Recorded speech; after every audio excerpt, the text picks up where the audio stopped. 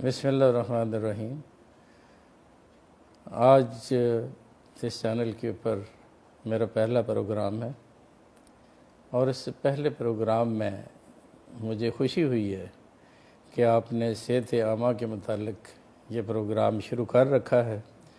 इसके आप पहले भी 2 प्रोग्राम कर चुके हैं और ये सेहत आमा एक इतना अहम किस्म का आजकल ये सवाल है कि सेहत है क्या।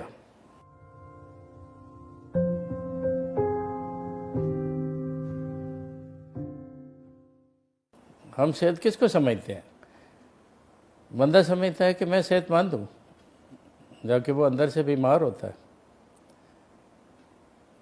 दूसरे लफ्ज़ों में अगर आप ये कहें कि बंदा सेहतमंद होता है लेकिन वो समझता है कि मैं बीमार हूँ, तो WHO जो हमारी वर्ल्ड हेल्थ ऑर्गेनाइजेशन है उसने एक स्टैंडर्ड तारीफ़ कर दी है सेहत की।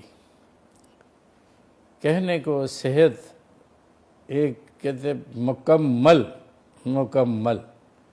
आपकी वेलबीइंग है, आपकी सही होना है, मुकम्मल तौर पर सही होना। किस किस लिहाज से?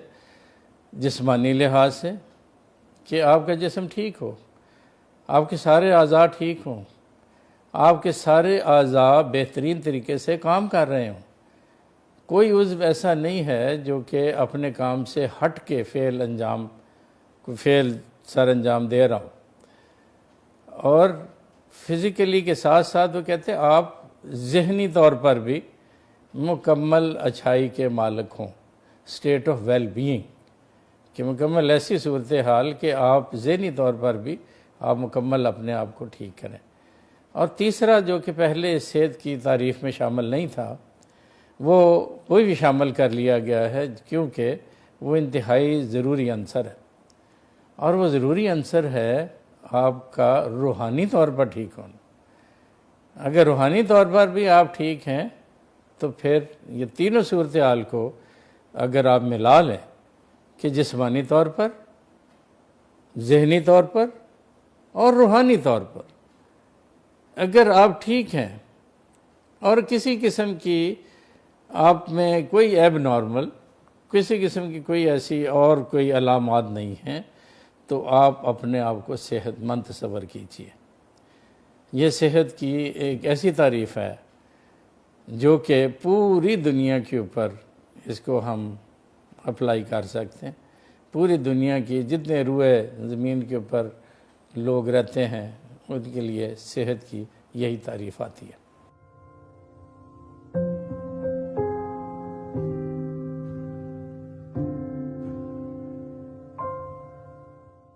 आप इंतहाई ज़हानत से सवाल कर रहे हैं। तो जैसे आपने पहले पूछा है कि सेहत क्या है, तो दूसरा आपने फ़ौरन पूछ लिया कि फिर अगर आप सेहत ये है कि हर चीज़ ठीक हो, जिस्मानी तौर पर, ज़हनी तौर पर और रूहानी तौर पर, तो फिर बीमारी क्या होगी? अच्छा, बीमारी का अगर इन तीनों चीज़ों को आप उल्टा देते हैं तो बीमारी बन जाती है। आप तीनों चीज़ें अगर हम कहें कि हमारा जिस्मानी तौर पर फिज़िकली हम जो डिसेबिलिटी हमें हो गई है, हम नहीं ठीक हैं, हमारा खुदा न खास्ता पट्ठा खिंच गया है, हमारी खुदा न खास्ता हड्डी का कहीं एक्सीडेंटल फ्रैक्चर हो गया है, खुदा न खास्ता आपको आप सेहतमंद रहें, जहन में कोई ख़राबी हो गई है, खलल पड़ गया है, आप नॉर्मल बंदों में से नहीं रहे, आपकी हरकत तो सिकनात नॉर्मल नहीं रही। अगर ज़हनी तौर पर बंदा रहे तो उसकी हरकत और सिकनात ठीक नहीं रहती। फ़िज़िकली हरकत और सिकनात आपकी ठीक है, लेकिन आपको फ़िज़िकली बीमारी है, आपको नज़र आने में भी बीमारी है कि यहाँ फोड़ा निकला है, बीमार है, बुखार हो गया, बीमार है। और इसी तरीके से जब हम कहें कि ज़हनी तौर पर बंदा डिप्रेशन का शिकार हो गया है तो वो बीमार है। अगर बहुत ज़्यादा आप कहते हो कि एग्जैजुरेशन चली गई है रूहानी तौर पर भी, तो वो बंदा भी हम समझे कि वो भी ठीक नहीं रहा, क्योंकि वो नॉर्मल अपने जो रोज़मर्रा के मामलात हैं उससे वो हट गया। जब वो रोज़मर्रा के मामलात से बंदा हट जाएगा ज़हनी तौर पर, रूहानी तौर पर और जिस्मानी तौर पर बीमारी होते हुए भी बहुत ऐसी बीमारियां बंदा उठा के फिरता रहता है, बंदा कहता है चले खैर है कोई बात नहीं, इसको हम इग्नोर कर देते हैं। जैसे जिस्म में कोई गिल्टी है, यहाँ गिल्टी बन गई है, अंदर गिल्टी बन गई है, पीछे कमर पे गिल्टी बन गई है, हमें दर्द नहीं होती। हालांकि जो जिस्म के किसी हिस्से में भी अगर गिल्टी का नमूदार हो जाना और उसका दर्द ना होना, ये ख़तरे की अलामत है। आप समझें कि ये मुझे ख़तरा है और ये गिल्टी कोई भी सूरत इख्तियार कर सकती है। जब आप जिस्मानी तौर पर, ज़हनी तौर पर आप ठीक ना हो, मामूलात से आप हट जाएं और कुछ अलामात पैदा हो जाएं। अलामात से मुराद है कि जैसे बुखार हो गया, जैसे दस्त लग गए, जैसे आँखों में सुर्खी आ गई, जैसे मुंह में छाले हो गए, जैसे मुझे चला नहीं जाता, मुझसे लेटा नहीं जाता, मेरी कमर बड़ी शदीद दर्द कर रही है, मेरे हाथ पाँव सुन्न हो रहे हैं, मुझे ठंडे पसीने आ रहे हैं, मुझे चक्कर आ रहे हैं, मुझे नींद नहीं आती। ये अलामात हैं, ये तमाम अलामात हैं। इसमें से जब आपको ऐसी अलामात पैदा हो तो वो उसको हम बीमारी कहेंगे कि ये बीमारी है, ये डिज़ीज़ आ गई है। और ये डिज़ीज़ को हमें जो है ना किसी भी बीमारी को मैं ये अपने तमाम बहनों भाइयों बच्चों को ये समझाना, बुज़ुर्गों को ये कहना चाहता हूँ कि किसी भी अलामत को नज़रअंदाज ना करें। अगर आप नज़रअंदाज करेंगे, हो सकता है कि ये बड़ी बीमारी का पेश खैमा हो, या ये भी हो सकता है कि कोई अलामत ऐसी आ रही हो और उसको आप डॉक्टर को दिखा दें तो डॉक्टर, पढ़ा लिखा डॉक्टर जो है वो आपको बता सकता है कि इसमें ख़तरे की कोई अलामत नहीं है, या आपके थोड़े से दौरानिया के ऊपर इलाज मुआवजा किया जाएगा तो आप बेहतर हो जाएंगे। तो इस लिहाज से सेहतमंद आप रहें, बीमारी हो जाए तो फौरी तौर पर किसी क्वालिफाइड डॉक्टर से रब्ता करना ज़रूरी होगा।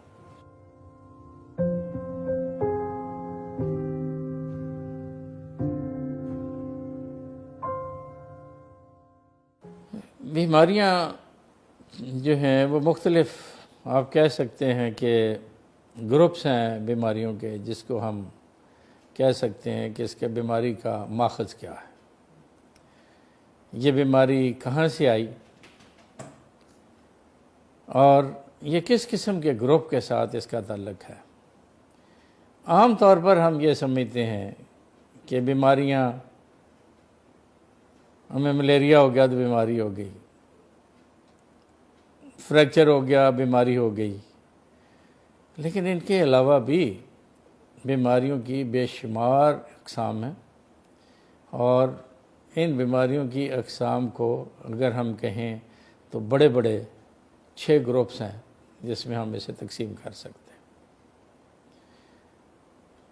तो 6 ग्रुप जो बड़े बड़े तकसीम होने वाले ग्रुप्स हैं, तकरीबन 80 से 85%, बल्कि मैं कहूँगा 90% बीमारियाँ इन्हीं ग्रुप्स में ही शामिल होती हैं। बाकी 10% और भी बीमारियाँ हैं जो कि पैदा होती रहती हैं जिस्म में और उनकी वजूहात का पता भी नहीं चलता।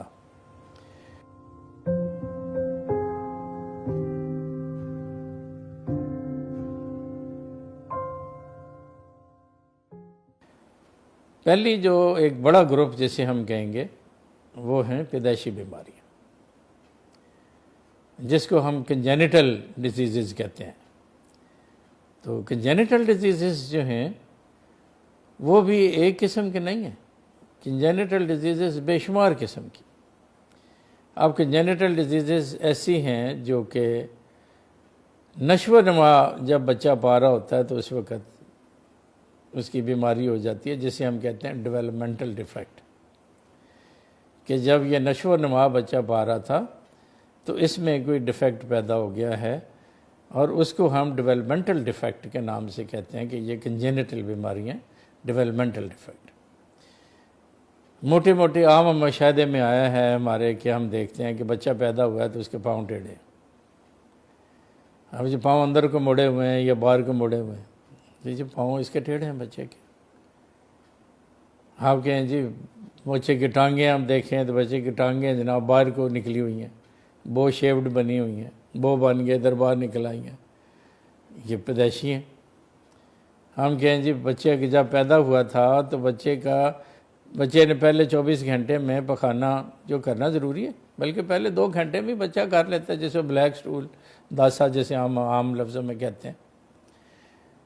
तो बच्चे ने जब पखाना नहीं किया, पिछले 12 घंटे गुजर गए हैं, बच्चे ने पखाना नहीं किया, वहाँ क्या होता है कि उसके जो पखाना जहाँ से खारिज होना है वहाँ पर्दा सा रह गया, पर्दा सा हटा नहीं, आंतें जो है ना पूरी तरीके से उसका जो ल्यूमन था, जो उसका पेटेंसी थी, जो उसका खला था, वो पूरे तरीके से नहीं बना, वो थोड़ा सा बंद रह गया।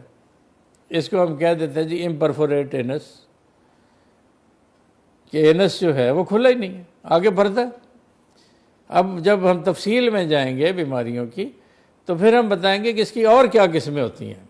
अभी तो मोटी मोटी किस्में जो है ना उसको हम उसका मुताला कर रहे हैं और उसके बारे में हम बातचीत कर रहे हैं, ताकि आम पब्लिक को इस बारे में कुछ पता चल सके कि अगर बच्चा जो है न्यू बॉर्न नहीं करता पखाना तो उसके बारे में आपको दिखाना चाहिए कि डॉक्टर को दिखाएं कि कहीं इम्परफोरेट एनस तो नहीं है, कहीं पर्दा तो नहीं आ गया। बच्चे ने जी पहले 24 घंटे में कल से पैदा हुआ है पेशाब ही नहीं किया। हाँ, पेशाब ना करना भी एक बीमारी है, तो वो एक डेवलपमेंटल एक नुक्स होता है जिसके अंदर हम कहें कि अंदर आपके यूरिथ्रा में जो कि पेशाब की बारीक नाजुक नाली है जो कि मसाने से आगे जो कि स्टार्ट होती है, ये चलती है, वहाँ एक वाल्व बन गया, वहाँ भी एक पर्दा सा रह गया जो कि नॉर्मली हट जाना चाहिए था, वो नहीं हटा। आप कहें जी नीचे हमें देखते हैं बच्चा रोता है बहुत ज़्यादा तो जगह फूल जाती है इतनी बड़ी बड़ी, हम कहें ये क्यों फूलती है, ये जी कंजेनिटल हर्निया है। आप जो एम्ब्लाइकस है तुन्नी जिसे हम कहते हैं या बेली बटन कहते हैं, ये जनाब फूल जाता है। हम कहते हैं ये क्यों फूलने लग गया, जो नॉर्मल से हट के होगा वो बीमारी, नॉर्मल बच्चे में वो नहीं फूलती, अब इसमें फूल रही है। क्या है ये अम्बिलिकल हर्निया है। तो वजूहात क्या होंगी, कैसे ये होती हैं, कैसे इसका तदारक होता है, कैसे इसका इलाज होता है, ये इंशाल्लाह आने वाले प्रोग्रामों में हम आस्ता आस्ता इनको हम ज़ेरे बहस लाएंगे और आपको बताएंगे कि आपका ये कैसे बचना है, हमल हो तो दवाइयाँ नहीं खानी, क्या पोजीशन इख्तियार करनी है, क्या खुराक इस्तेमाल करनी है, ये हम आपको सारी चीज़ें इंशाल्लाह आने वाले प्रोग्रामों में ये सारी चीज़ें हम आपको बताएंगे।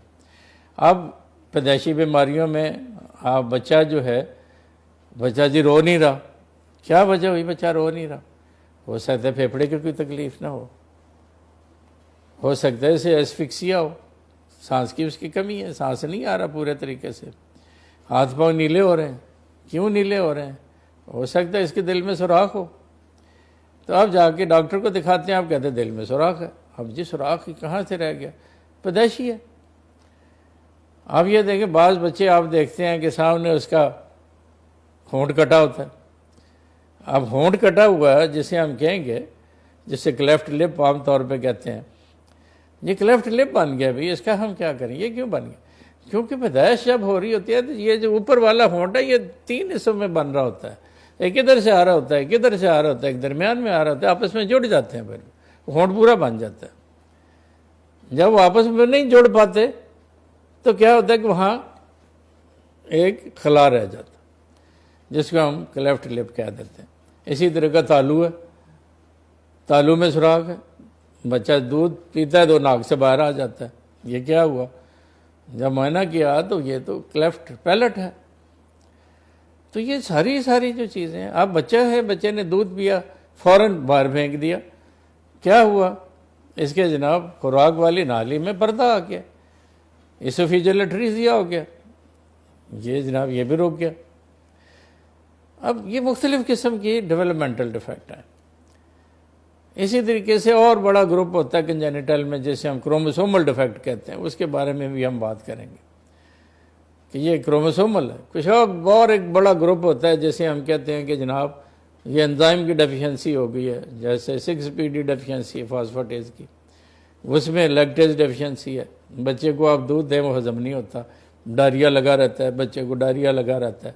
पैदाइश होती है, जब पता लगता है तो जनाब ये डिफेक्ट निकला। गंदम हजम नहीं हो रही, पता लग गया ये डिफेक्ट आ गया। तो ये एक अपने तौर पर खुद से बहुत बड़े बड़े टॉपिक है।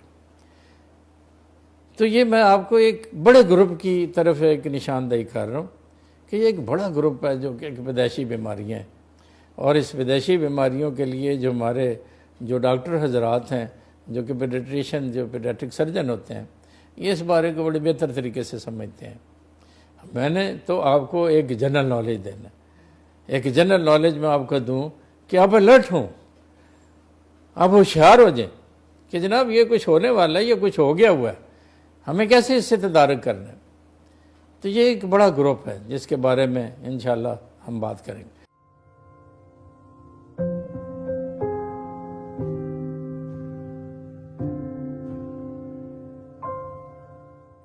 दूसरा जो बड़ा ग्रुप है जिसको आम हालात में लोग बीमारी समझते हैं, वो है इन्फेक्टिव ग्रुप। अब इन्फेक्टिव ग्रुप क्या क्या है? इन्फेक्टिव ग्रुप, हर बीमारी इस ग्रुप में आती है जो कि छोटे से छोटे ऑर्गेनिज्म जो से पैदा होती है। एक छोटे से छोटा पार्टिकल होता है जिसे हम जरासीम कहते हैं आम लफ्ज़ों में। तब जरासीम भी मोटे मोटे 4 किस्म के, जब हम कह देते हैं कि जनाब इसको यरकान हो गया, तो कहते हैं, डॉक्टर हमें बताता है कि ये यरकान जो है गर्मी से नहीं होता, ये यरकान एक वायरस से होता है। अब यरकान के मुख्तलिफ़ किस्में हैं कि जनाब ABCDE, हाँ पूरी ABC जो है वो यरकान में आ गई है। तो ख़तरनाक यरकान कौन से हैं, सादा यरकान कौन से हैं, इसके बारे में भी इंशाल्लाह प्रोग्राम में मैं बात करेंगे। टाइफाइड बुखार हो गया। तो ये जो हैं ये जरासीमी बीमारियां हैं। दरमियान में जो हेपेटाइटिस बताया मैंने, वो एक वायरस की वजह से पैदा होता है। अब डेंगू फीवर बड़ा मशहूर हुआ, डेंगू डेंगू डेंगू, पानी ना इकट्ठा होना दें, गमलों से के पानी निकाल दें, बारिश के मौसम में एहतियात करें, मॉस्किटो मच्छर पैदा होगा, काटेगा, डेंगू फीवर हो जाएगा। पहले तो हमें यही जानते थे कि मलेरिया ही होता है बुखार से, अब तो मच्छरों की बेशुमार किस्में आ गई हैं। अब तो मच्छरों के बारे में इतनी बीमारियां आ गई हैं कि बंदा 8-10 प्रोग्राम मच्छरों के ऊपर ही कर ले। तो डेंगू फीवर ये एक वायरस की किस्म। आपका ज़ुकाम हो गया, आपको ज़ुकाम होने के बाद पानी बह रहा है, ये एक वायरस है, वायरस के ज़रिए हो रही है। तो इससे अगली जो है जिसे इन्फेक्टिव ग्रुप में हम कहते हैं, वो है, पहली हमने बात की जरासीम, बैक्टीरिया।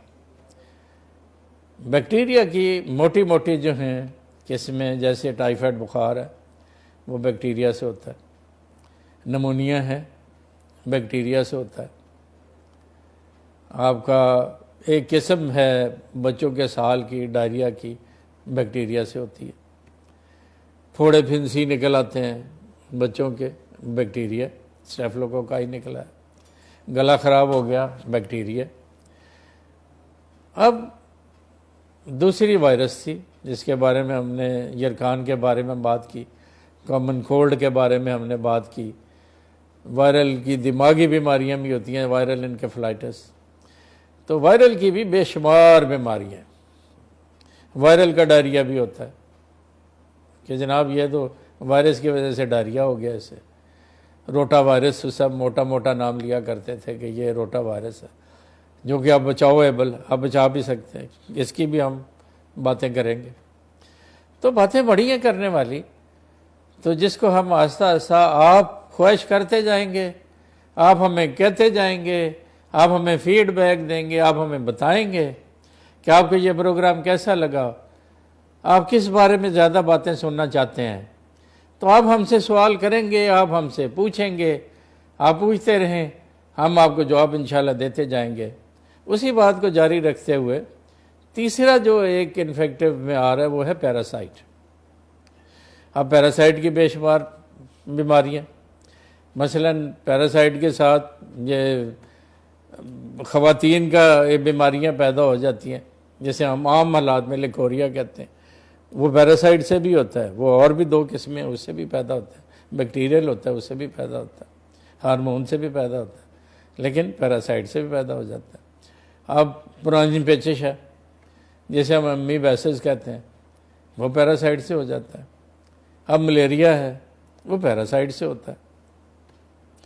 इसी तरीके से जो हमारे जो किरम पैदा होते हैं बच्चों के जिस्मों में, हत्ता कि बड़ों के जिस्मों में भी, मसलन हम कहते हैं कि मुख्तलिफ ये मुलापे इसको हो गए हैं, इसको कद्दू दाने हो गए हैं, इसको फलां हो गए हैं, इसको ये पेट में से ये निकलते हैं, बच्चा बढ़ नहीं रहा, पेट में दर्द कहता है, मुंह पीला पीला है, भूख नहीं लगती। तो क्या करें डॉक्टर साहब? हम पता करते हैं तो वहाँ पखाना टेस्ट करवाते हैं तो पैरासाइट के अंडे आ रहे होते हैं, तो पैरासाइट है। इसी तरीके से इसी से लिंक करते हुए एक फंगस है, हम कहते हैं ये फंगस डिजीज़ है। अब फंगस की भी बेशुमार किस्में, आप कहेंगे जनाब फंगस का बड़े बड़े दो ग्रुप हैं, हम अभी उसका जिक्र नहीं करते, मगर कैंडिडिया, मुंह में देखें जी छोटे बच्चे होते हैं, छोटे बच्चों के मुंह के अंदर सफ़ेद सफ़ेद सी तहें बन जाती हैं, कहते हैं जी मेरे बच्चे के मुंह में जनाब ये सफ़ेद सफ़ेद सी कुछ चीज़ें बन गई, गले तक मैं देखती हूँ तो सफ़ेद है, ये रोता है, तो दूध देती हूँ तो दूध नहीं लेता। हम जब मुआयना करते हैं तो देखते हैं कि जनाब वहाँ तो वो फंगस हुई पड़ी, कैंडिडिया हुआ पड़ा। पुराने जो बीमार लोग होते हैं, काफ़ी बीमार रहते हैं, उनको देखते हैं कैंडिडिया, उसको तो फंगस लग गया। छोटे छोटे सफ़ेद दाने सामने अपीयर हो गए सीने के ऊपर, सफ़ेद सफ़ेद धब्बे से अपीयर हो गए, हल्की हल्की सिकरी उसके ऊपर आ रही है, क्या फंगस? या टीनिया वर्सिकुलर हो गया। तो इसी तरीके से टीनिया की अपनी किस्में, टीनिया सर में भी लग गया, टीनिया इधर भी लग गया, टीनिया नाखूनों के भी ऊपर लग गया, टीनिया नीचे भी लग गया। टीनिया अपनी लिहाज से देखें तो बहुत किस्में टीनिया की, कैंडिडोमाइकोसिस चले बेशुमार। इसी तरीके से ये सारे बड़े बड़े ग्रुप्स हैं जो कि अगर आप ख्वाहिश का इजहार करेंगे कि आज हमें फंगस के बारे में कुछ बताएं, तो हम फंगस की भी एक एक बीमारी को पकड़ के आपके सामने इसको तशरीह करेंगे कि आपको मुकम्मल पता लग जाए। तो ये चार हैं मेन, और भी होते हैं छोटे छोटे माइक्रोब्स, जिसे रिकेट्सियल डिजीज़ कहते हैं, रिलैप्सिंग फीवर होते हैं, कुछ जॉइंट्स में पेन होती है, इसी तरीके की कुछ और भी ऐसी बीमारियां आती हैं कि जिसके अंदर होती है। आजकल ये कुर्बानी का मौसम है, अभी शीप्स में जो जानवरों के अंदर उसमें एक पैरासाइट होता है, उसमें एक जब क्या लें कि इंसेक्ट होता है जिसे हम चिचड़ी कहते हैं। अब चिचड़ी जो है वो अपनी एक बीमारी पैदा करती है। तो ये दूसरा जो मेन ग्रुप है वो ये मेन ग्रुप है इन्फेक्टिव ग्रुप।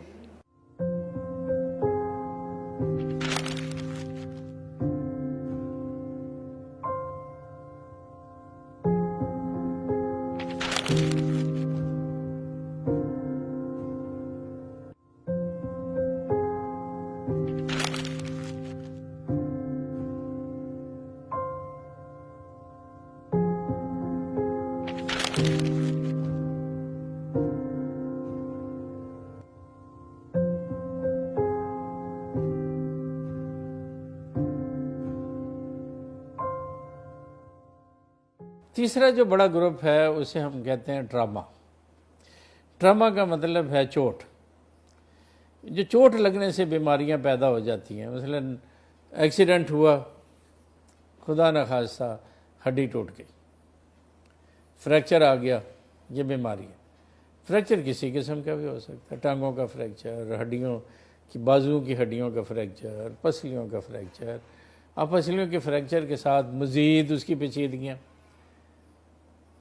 अब खुदा न खास्ता अगर आप कहें कि बाजू का यहाँ फ्रैक्चर हुआ तो साथ बाजू के फ्रैक्चर में उसने बड़ी नाड़ को भी अपने साथ ले लिया, बड़ी नाड़ को अपनी शरियान उसने इस दरमियान में आ गई, खून बहने लगा, और फौरी तौर पर खून को रोकना, खून को देना हमें ज़रूरत होगी। अब चोट लगी, चोट के साथ आसाब मुतासर हो गया, आसाब मुतासर हुए तो आसाब मुतासर होने से बाजू उस काम करने से रह गया, अब वह आसाब नहीं चल रहे। इसलिए ये जो एक्सीडेंट की बचाव है ये अपना एक इल्म है, क्योंकि आज हम बीमारियों के बारे में सारे बातें कर रहे हैं, तब एक्सीडेंट में ट्रामा होना, ट्रामे के साथ उसकी मज़ीद पेचीदगियों का पैदा होना। अब सीने में अगर खुदा न खास्ता ट्रामा होता है, चेस्ट के ऊपर चोट लगती है, जैसे हम आम हालात में कह देते हैं कि जनाब सेफ्टी बेल्ट लगाएं, आप ड्राइव कर रहे हैं तो सेफ्टी बेल्ट लगाएं।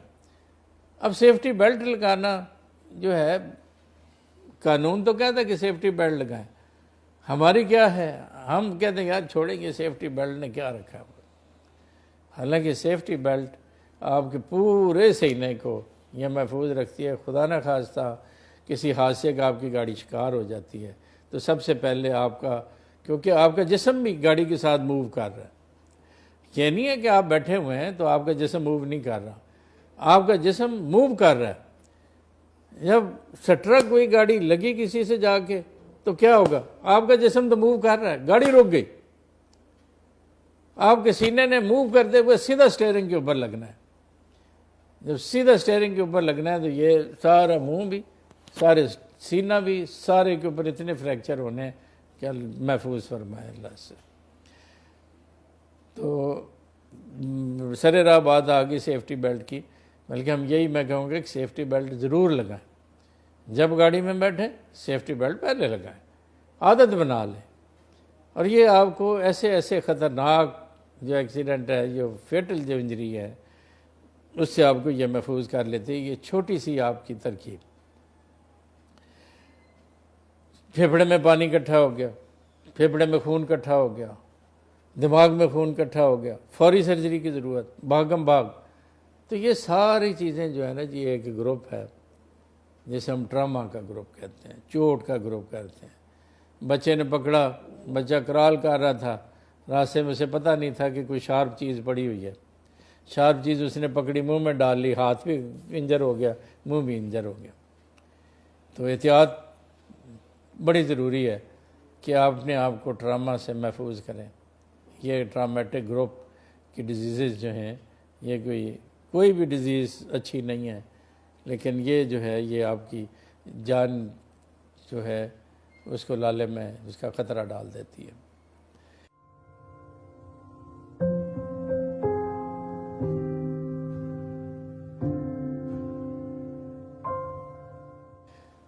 तो अगला जो ग्रुप है जो कि डिजीज़ का है, जिसे हम कहेंगे वो है नियोप्लास्टिक। नियोप्लास्टिक जो ग्रुप है वो आम अल्फाज में कहें कैंसर, गिल्टियाँ, रसौलियाँ, कैंसर। आप कैंसर फौरी तौर पर मुंह से निकाल देते हैं कि आपको जी कैंसर है।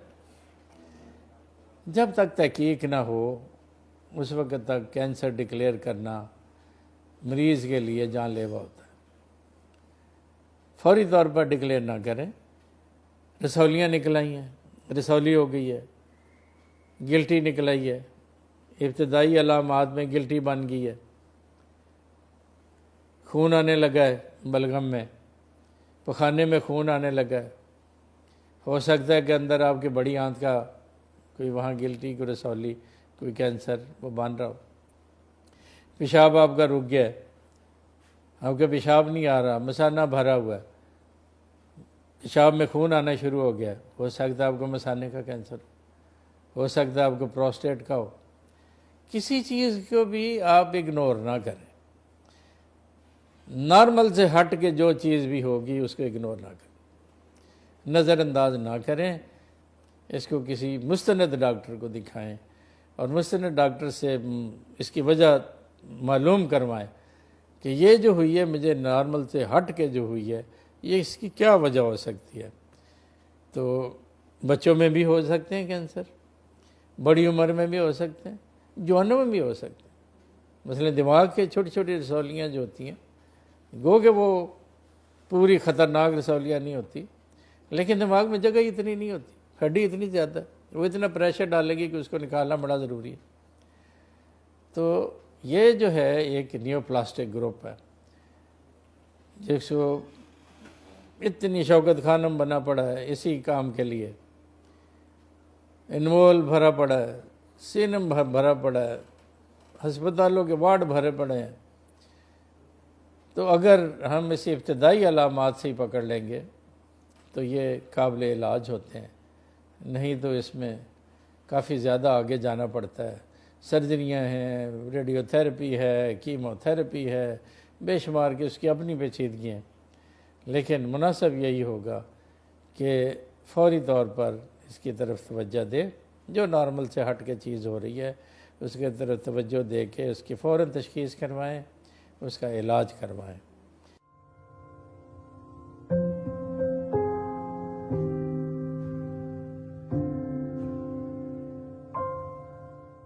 आगे जो एक बीमारी की किस्म है उसे हम कहते हैं ऑटो इम्यून। ये बड़ी अजीब सी बीमारी, ये हैरान कौन बीमारी है जो कि बाद में काफ़ी दरियाफ्त हुई बाद में। ऑटो इम्यून एक ऐसी अमेजिंग किस्म की बीमारी है कि जिस्म अपने ही किसी हिस्से को अपना दुश्मन बना लेता है। वो कहता है कि ये मेरा हिस्सा जो है, जो हालांकि उसका ही हिस्सा होता है, मगर वो उस हिस्से को समझता है ये तो एनिमी है, दुश्मन आ गया मेरे जिस्म में, उसके खिलाफ लड़ाई शुरू कर देता है। उसके खिलाफ जब लड़ाई शुरू करता है तो वो अपने आप को नुकसान पहुंचाने शुरू कर देता है। जब अपने आप को नुकसान पहुंचाता है तो वो जो ऐसी बीमारियां, ऐसा ग्रुप है, कोई ऐसी इन्फेक्टिव में नहीं है, ट्रामा में नहीं है, कि जेनिटल में नहीं है, ये इस किस्म की जैसे एक बीमारी जिसे हम ये कहें कि एनकिलोजिंग स्पॉन्डिलाइटिस है, जिसको हम आम अल्फाज में बम्बू स्पाइन भी कहते हैं। बम्बू स्पाइन आप समझते बांस ऐसे होता है, उसकी स्पाइन इतनी सख्त होना शुरू हो जाती है कि वो जैसे एक बांस बन जाता है, वो ऊपर नीचे हो नहीं पाता, वो ऐसे बंदा चल रहा होता है ऐसे पकड़ के। तो ये ऑटोइम्यून अजीब किस्म की ये बीमारी है। अपनी ही जोड़ों की जो नरम हड्डी है जिसे हम कार्टिलेज कहते हैं, उसको ये समझ लेता है कि नहीं, ये तो बड़ी ख़राब है, ये तो मेरी है ही नहीं, उसके खिलाफ लड़ना शुरू कर देता है। अब मुख्तलिफ़ किस्म की ऑटोइम्यून डिजीज़ है, अल्सरेटिव कोलाइटिस है, ऑटोइम्यून डिजीज़ है, सिस्टेमिक ल्यूपस एरिथ्रेमेटोसिस है, SLE, ऑटोइम्यून डिजीज़ है। तो इस किस्म की अब तक तकरीबन 80 से ज़्यादा, 80 के करीब से ज़्यादा ही होंगी कि ऑटोइम्यून डिजीज़ जो हैं ना, हमें उनकी निशानदेही हो चुकी। अब ऑटोइम्यून डिजीज़ कैसे होती हैं, क्यों होती हैं, अभी तक साइंस इसके बारे में समझ नहीं सकी। लेकिन ये जो सारी जो बीमारियां हैं, इस बीमारियों के बारे में हमें जानने की ज़रूरत होगी।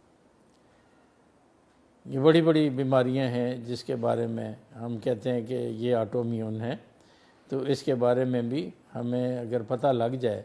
मसलन मैं आपको मोटी सी मिसाल दूं कि एक बाग है, उसके अंदर माली है, उसका रखवाला है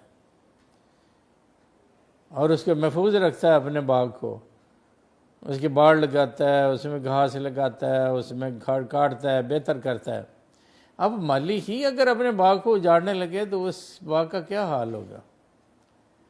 आप समझ लें कि ऑटोइम्यून डिजीज़ इसी किस्म की हैं कि आपका जिस्म ही अपने आप को उजाड़ने लगे, अपने ख़िलाफ़ हो जाए तो उसने दिफा किसने करना है?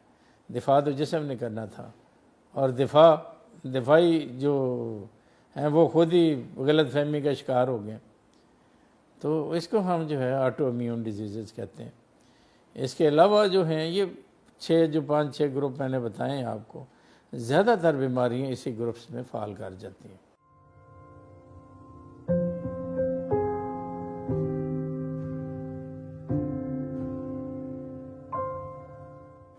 और भी बीमारियों के ग्रुप हैं जो कि नए नए आ गए हैं, जिसे हम मेटाबॉलिक डिसऑर्डर कहते हैं, कि ये मेटाबॉलिज्म जो है ना ये ख़राब हो गया, इस वजह से बीमारियां हो रही हैं। आप जैसे कहें कि कुछ प्रोफेशनल डिजीज़ हैं कि जिस किस्म के आप प्रोफेशन से तल्लक है आपका, उससे आप बीमारियां ले लेते हैं। मसलन आपके बीमार एक वैसे मरीज़ का इलाज मुआवजा कर रहे हैं जो कि वायरस जो है उसके जिस्म से गुजरा है और आपके जिस्म में नीडल प्रिक हुई है, अंदर दाखिल हो गया और आपके अंदर बीमारी ट्रांसफ़र होगी। प्रोफेशनली अगर आप किसी ऐसी फैक्ट्री में काम कर रहे हैं जहाँ के फाइबर धागा उड़ है, वो धागा आप जिस्म में इनहेल करते चले जाते हैं, फेफड़े आपके बैठ जाएंगे। उस बड़े ग्रुप को कहते हैं नीमोकोनियोसिस। ये एक प्रोफेशनल ग्रुप है। आप कहें कि ड्राइवर्स में फ्रैक्चर बड़ा कॉमन हो जाता है, जब स्टीयरिंग को तेज़ी से घुमाते हैं तो उनके नीचे जो फ्रैक्चर होता है, ये स्केफाइड बोन, उसका फ्रैक्चर हो जाता है। उसको हम लॉरी ड्राइवर फ्रैक्चर, उसका नाम ही लॉरी ड्राइवर है। कैसा अजीब और अच्छा नाम रखा है किसी ने कि लॉरी ड्राइवर फ्रैक्चर हो गया। तो इसी किस्म के जब जिसमें आप पेशा है, जिसमें आप काम करते हैं, वहाँ से भी आप बीमारी ले सकते हैं। अब निकल है, जहाँ निकल इस्तेमाल होती है, आपकी डाइयाँ इस्तेमाल होती हैं, आपका शू इंडस्ट्री की अपनी एक बीमारी है जहाँ के केमिकल इस्तेमाल होते हैं, तो पेंट वाली इंडस्ट्रियों की अपनी बीमारी हैं, धागे वाली जैसे मैं बता रहा था जहाँ तौलिए बनते हैं, कपड़े बनते हैं, उनकी अपनी बीमारियाँ। तो ये एक प्रोफेशनल ग्रुप है कि प्रोफेशनल आप अपने प्रोफेशन से कौन सी बीमारियाँ लेते हैं। हमारे जैसे में एंडोक्राइन्स हैं, अब पूरा का पूरा एक सब्जेक्ट है एंडोक्राइनोलॉजी। डॉक्टर आजकल उसमें FCPS करके पोस्ट ग्रेजुएशन कर रहे हैं कि एंडोक्राइन की जितनी डिजीज़ है वो देखें। तो ये मुख्तलिफ़ किस्म की डिजीज़ हैं। अब न्यूट्रिशनल डिजीज़ है कि खुराक की वजह से बीमारियाँ पैदा हो रही हैं, और ज़्यादातर जो बीमारियाँ हमारी पैदा हो रही हैं खुराक की कमी की वजह से पैदा हो रही हैं। अब खुराक की कमी की वजह से आप कहें कि हमारा हर बच्चा, कुछ परसेंटेज को छोड़ के हमारे हर बच्चा खुराक की कमी का शिकार है। हम कहें कि हमारी जो सीवियर माल न्यूट्रिशन है, 17% हमारे 5 साल से छोटे बच्चे होते हैं। किसी पॉपुलेशन को अगर आप अंदाज़ा लगाएं तो हम कहेंगे यहाँ 5 साल से छोटे बच्चे कितने होंगे, तो हम कहेंगे जी जितनी पॉपुलेशन है उसके 17% बच्चे जो हैं वो 5 साल से छोटे होंगे उस टोटल पॉपुलेशन का। तो मोटा सा एक ग्रुप एक है, एक इंडिकेटर है। तो उसमें से सीवियर मेल न्यूट्रिशन के जो बच्चे हैं वो 4.5% बच्चे सीवियर मेल न्यूट्रिशन के हैं, इवन पाकिस्तान में जो हमारी हालत बनी हुई है। तो ये जो हैं सारी एक बीमारियां हैं, ये जो मैंने आज जिसका पूरा का पूरा कुछ अहाता करने की कोशिश की है। तो ये इन बीमारियों को हम मुख्तलिफ़ ग्रुप्स ऑफ डिजीज़ कह सकते हैं, बीमारियों के मोटे मोटे ग्रुप या तकसीम इसे हम कह सकते हैं।